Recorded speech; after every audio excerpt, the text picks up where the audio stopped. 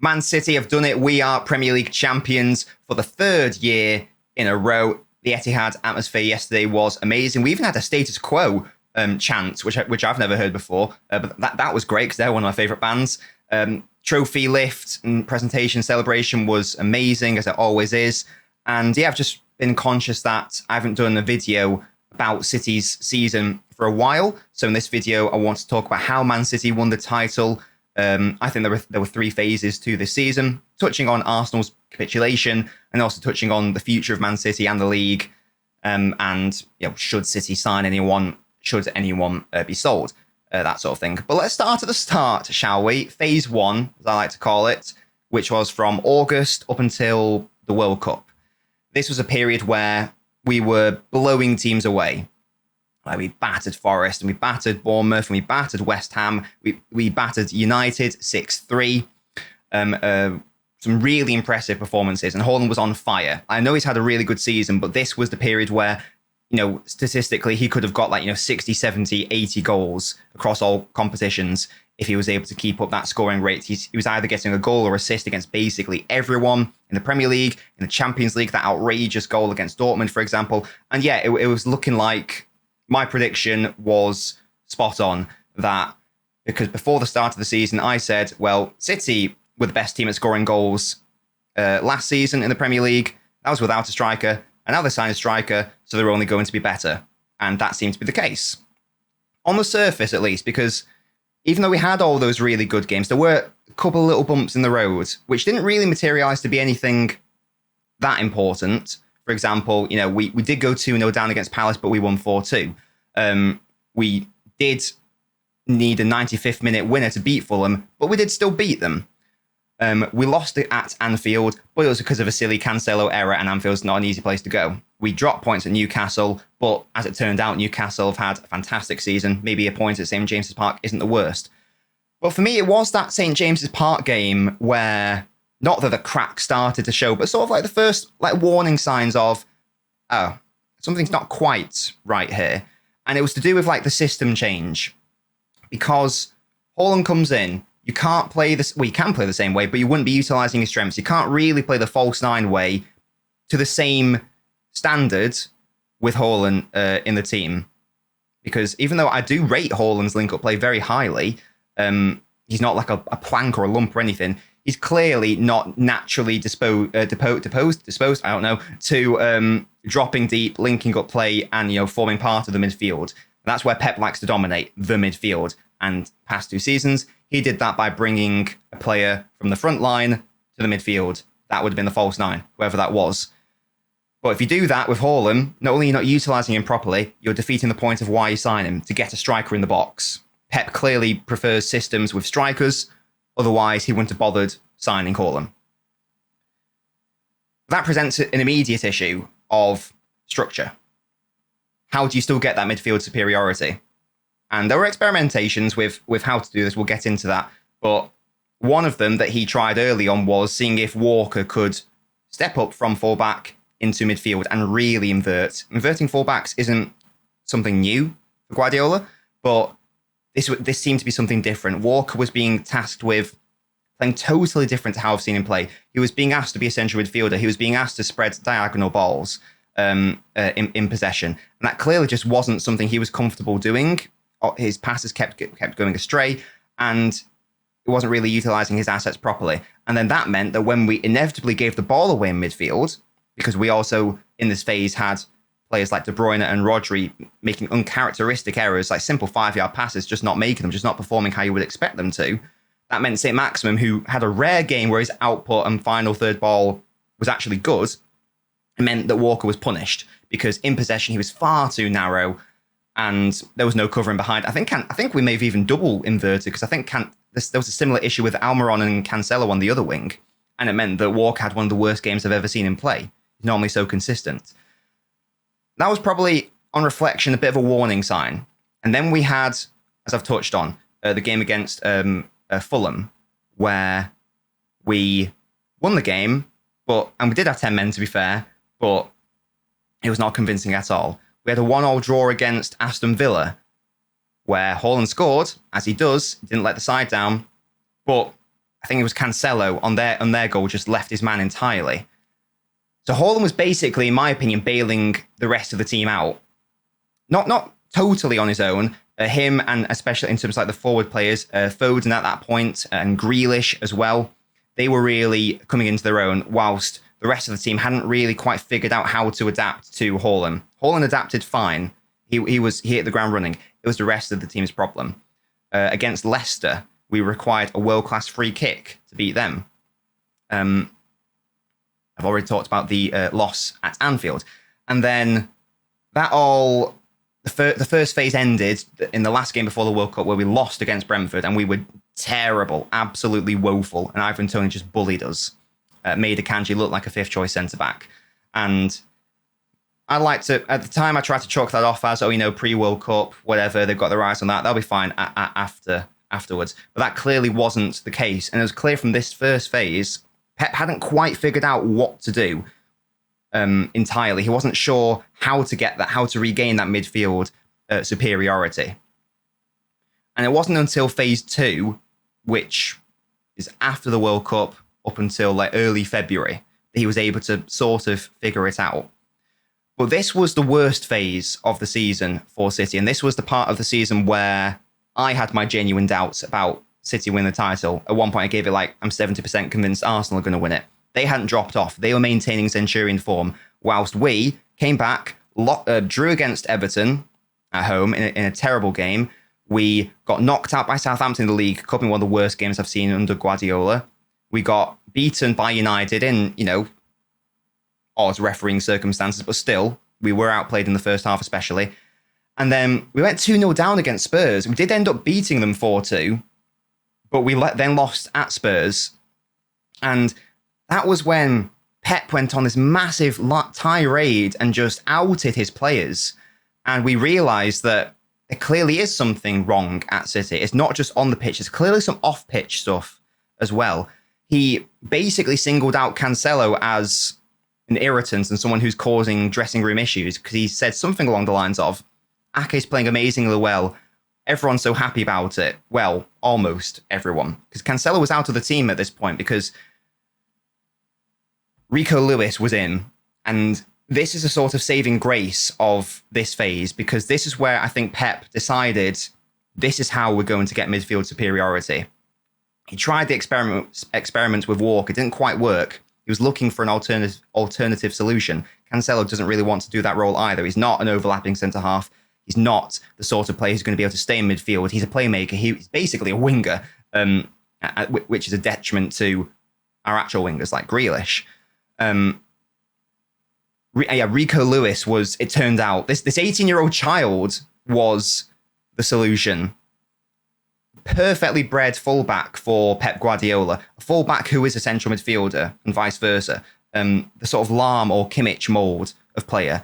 And this is where Pep realised, actually, this is how I can get that overload into midfield and do it much better than Walker or Cancelo ever could hope to do by bringing in Rico Lewis. That was the principle. That was the concept. There were issues with Lewis. He's obviously young, inexperienced, not weak, but weak. And it meant that he was basically bullied off the ball. So it wasn't the long-term solution, but it was a solution.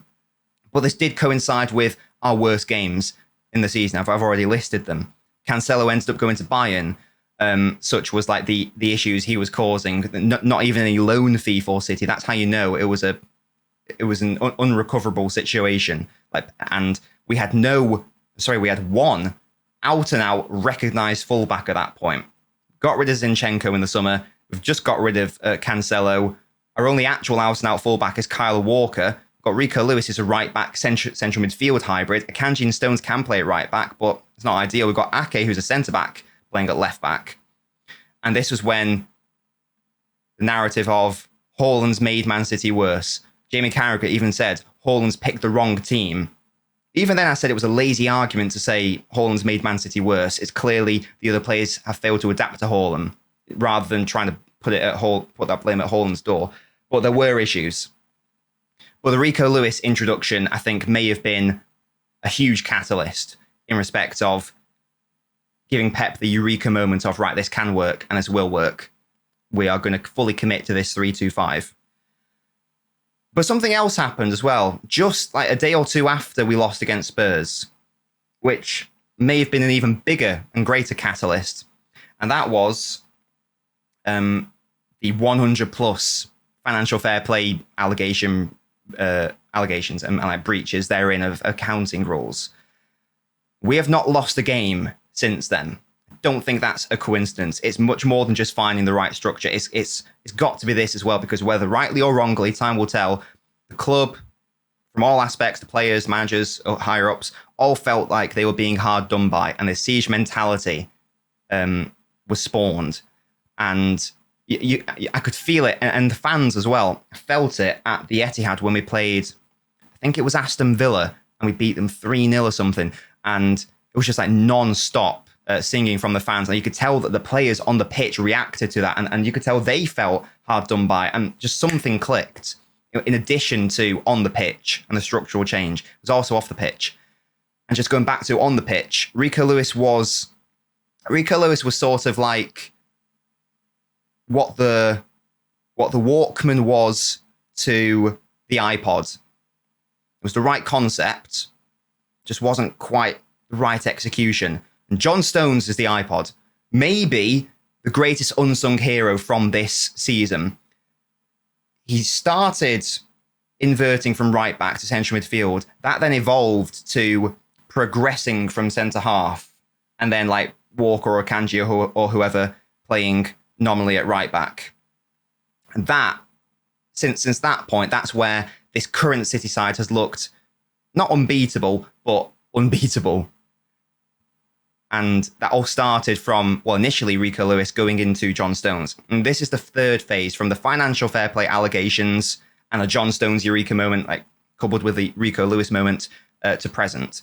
This is where the conversations about, is this the best Man City side ever? Is this the best Premier League side ever? Will this Man City side win the treble? If they do, will they be the best ever? Thoughts which weren't even imaginable in like January, February, where people are questioning whether Haaland is the right man and whether whether there needs to be a huge overhaul of players. That is for me the three phases of this season. Starting off well on paper, but maybe not at the surface. Phase 2, where Haaland isn't quite able to bail us out, and therefore it's actually evidenced. And that, coupled with Arsenal being so excellent, exaggerates City's grievances in that respect. And then the third phase, where it all clicks and we beat Leipzig 7-0, we beat Bayern 4-0, and we beat Real Madrid 4-0, and we get through to the Champions League final, and we thrash our title rivals home and away, and we thrash Liverpool at home. And as I say, it felt like everything clicked. That is a story of Man City's season. And there is no way that anyone at the start of the season could have possibly envisaged that the solution to what people were dubbing the Haaland problem is John Stones progressing to central midfield from centre half and doing that role to a T. I remember watching him. He tried to play that role like 2 or 3 years ago at defensive midfield. It was terrible. Just didn't work. So I don't know what's happened. I'm assuming Guardiola's coached him to be able to play that role.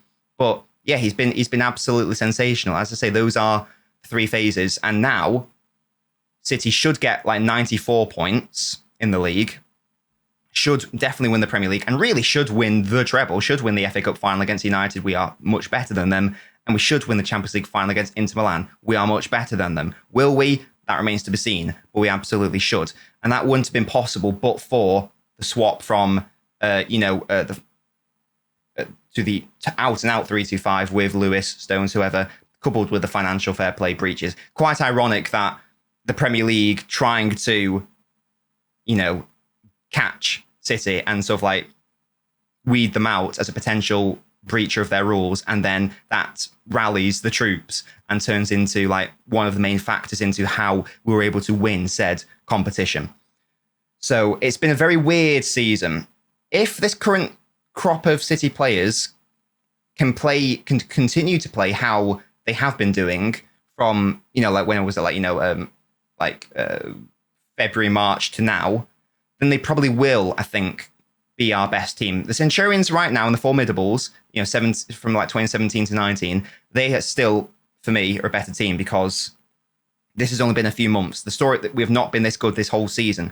But if we're able to continue to do it, then I do think we will be regarded as the best Man City team ever. And it was just so interesting listening to Guardiola at the trophy presentation where he didn't out Cancelo and Zinchenko, but he basically said on the question subject of Ake, he said, it's so important to have players who can actually win their duels in the wide areas of defence, because when you come against, like, he even named these players like Saka and Salah and Vinicius, etc. It's impossible if you can't win your 1v1s and your duels. Basically alluding to the fact that we've not had that before when we had Zinchenko and Cancelo. And he is right. As much as I, rate Cancelo as a fantastic fullback, best in the world at one point, that is probably the weakest point of his game, winning those duels.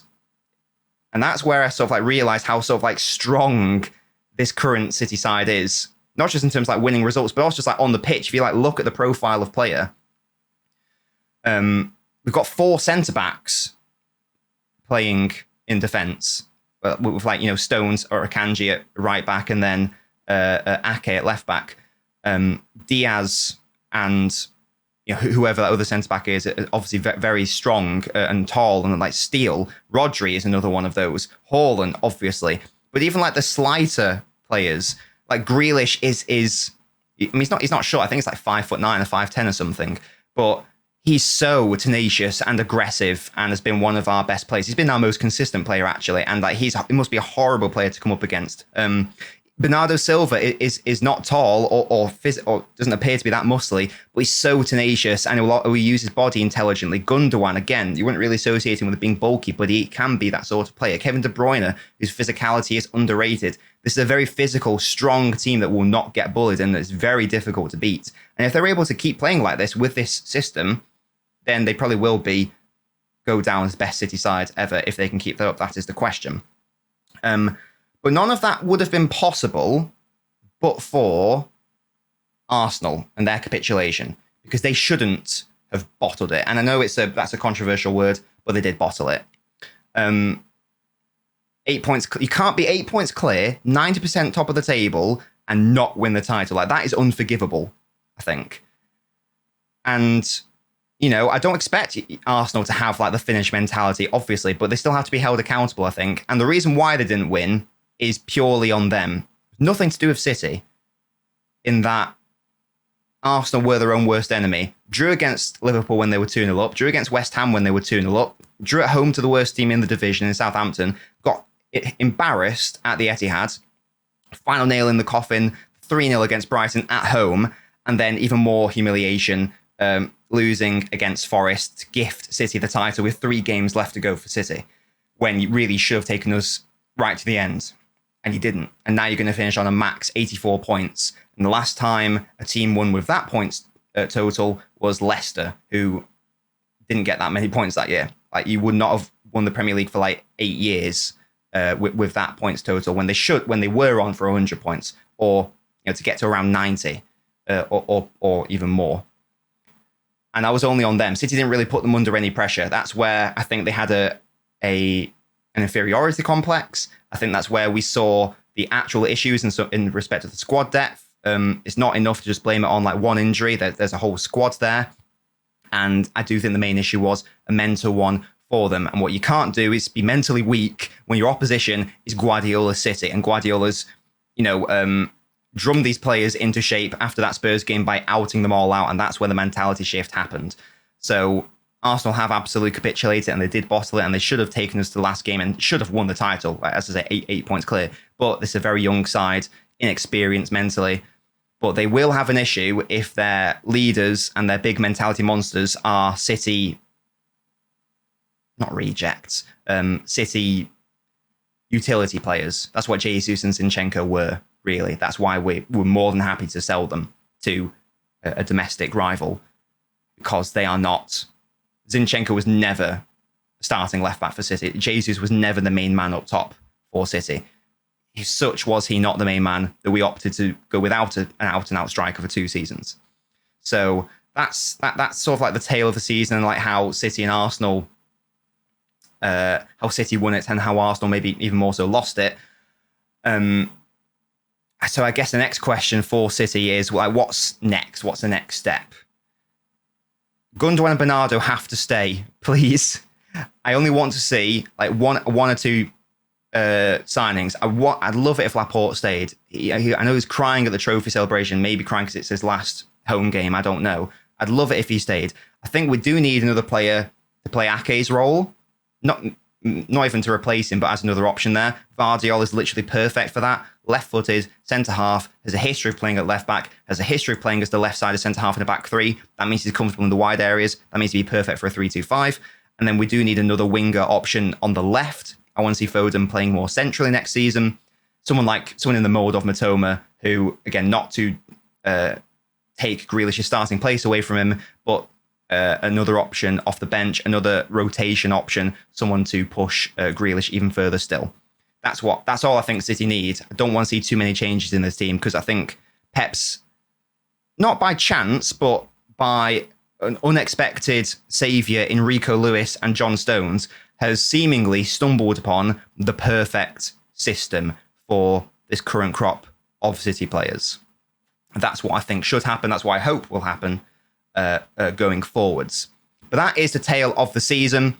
You just listened to me rant for 20 minutes. You'll have to see it. You really do. Man City are Premier League champions. We should win the treble. We are the best team in the world, no matter what happens. Now, it doesn't matter if we win the Champions League or not. We are the best team in the world, which I didn't think I was saying in like February time when Arsenal would guarantee to win it.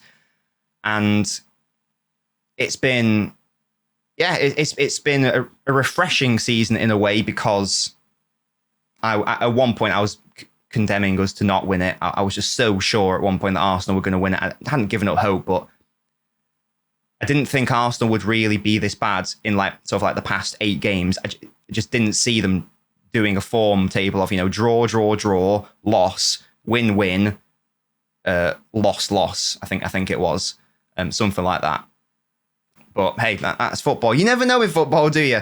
But that is the tale of the season. Let me know your thoughts in the comment section about how you think the season went. Shout out to Miz and Kante in particular, my beautiful top supporters on Patreon. You can sign up by clicking the little link in the video description if you would like to. And yeah, that's the video. Hope you enjoyed my ramblings. Let me know if you enjoy these ramblings, because I do prefer to do more higher quality edits and that sort of thing, but I don't mind sitting in front of the camera and just chatting my thoughts. So do let me know if you like my sort of shoot from the hip reaction videos and analysis sort of things, or if you hate them and you just rather see the more detailed ones, which obviously take me longer to do, but they are probably better videos, aren't they? But yeah, let me know everything, like the video, all that stuff. I'll see you guys next time.